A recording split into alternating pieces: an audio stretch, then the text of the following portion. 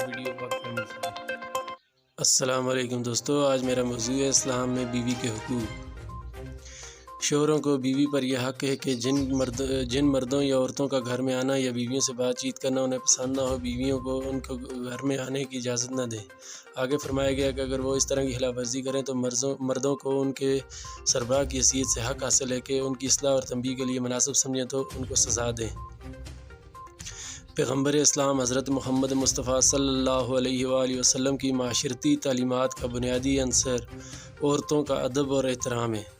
عورت خواہ وہ ماں ہو، بہن ہو، بیٹی ہو یا بیوی ہو، یا کہ معاشرے میں کسی کی بہن بیٹی ہو۔ ایک شوہر پر بیوی کے حقوق کے بارے میں حضرت جابر رضی اللہ تعالیٰ عنہما سے روایت ہے کہ حجۃ الوداع میں یوم عرفہ کے خطبے میں سرکار دو عالم صلی اللہ علیہ وآلہ وسلم نے یہ ہدایت دی کہ لوگوں، اپنی بیویوں کے بارے میں اللہ سے ڈرو، تم نے انہیں اللہ کی امان کے ساتھ اپنے عقد میں لیا ہے،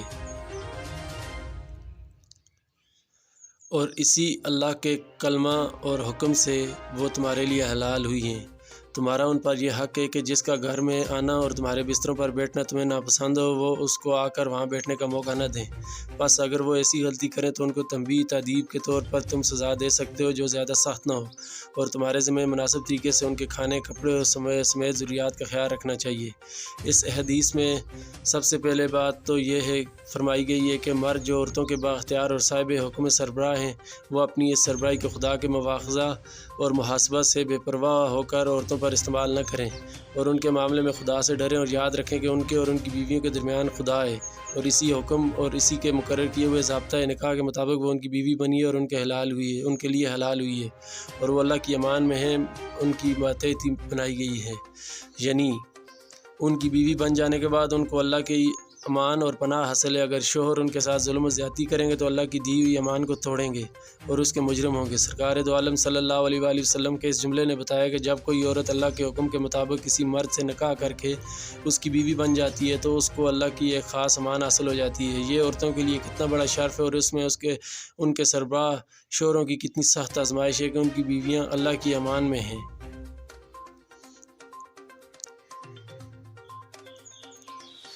شوہر ظلم اور جبر کرتے وقت اس بات کو یاد رکھیں کہ اس کے بعد فرمایا گیا ہے کہ شوہروں کا بیویوں پر یہ حق ہے کہ جن مردوں یا عورتوں کا گھر میں آنا اور بیویوں سے بات چیت کرنا انہیں پسند نہ ہو، بیویاں ان کو گھر میں آنے کی اجازت نہ دیں۔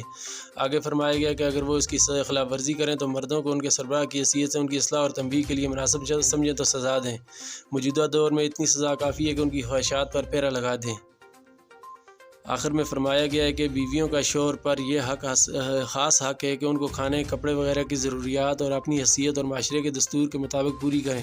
اس معاملے میں بخل اور کنجوسی سے کام نہ لیں۔ حضرت ابو ہریرہ رضی اللہ تعالیٰ عنہ سے روایت ہے کہ حضور پاک صلی اللہ علیہ وسلم نے فرمایا کا عظیم فرمان ہے کہ لوگوں، بیویوں کے ساتھ وصیت کرتا ہوں کہ اللہ کی میری بیویوں کے ساتھ اچھا سلوک کرو اور اللہ کے بندوں کے ساتھ پیش آؤ۔ ان کی تخلیق پسلی سے ہوئی ہے جو قدرتی طور پر ٹیڑھی ہوتی ہے، زیادہ کجی پسلی کے اوپر کے حصے میں ہوتی ہے۔ اگر تم اس ٹیڑھی پسلی کو زبردستی باہر بالکل سیدھا کرنے کی کوشش کرو گے تو، اور اگر اس سے یوں ہی اپنے حال پر چھوڑ دے گا، درست کرنے کی کوشش نہ کرو گے تو پھر وہ ہمیشہ ویسی ہی ٹیڑھی رہے گی۔ اس لیے بیویوں کے ساتھ بہتر سلوک کرنے کی میری وصیت قبول کرو۔ یہ بخاری شریف کی حدیث ہے۔ اس حدیث میں عورتوں کے بارے میں فرمایا گیا کہ ان کی تخلیق اور بناوٹ پسلی سے ہوئی ہے۔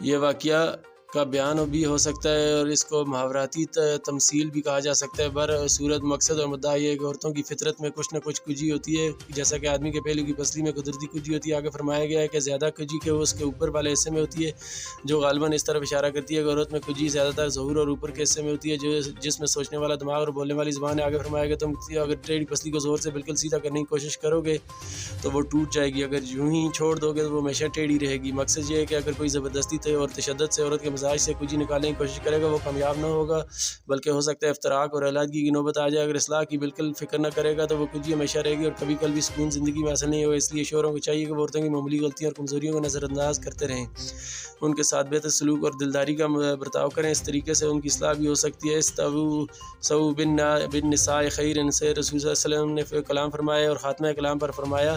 اس سے اندازہ لگایا جا سکتا ہے کہ اس کو عورتوں کے ساتھ حسن سلوک اور دلداری کے برتاؤ کا کتنا اہتمام ہے۔ تاہم یاد رکھیں کہ بیوی قدرت کا انمول تحفہ ہے جس کا کوئی نعم البدل نہیں ہے۔ بیوی راحت اور آرام کا بے مثال تصور ہے۔ بیوی سے مرد نہ صرف سکون حاصل کرتا ہے بلکہ دن رات کی تھکن کا بھی احساس نہیں رہتا ہے۔ اس کے ساتھ اس کی بیوی کے ساتھ قربت سے بھی بڑے مسئلے بھی حل ہو جاتے ہیں۔ اللہ پاک ہمیں اپنی ازدواجی زندگی اچھے طریقے سے گزارنے کی توفیق عطا فرمائے۔ اللہ تعالیٰ ہم سب کو اپنے فرائض اور حقوق کو اچھے طریقے سے ادا کرنے کی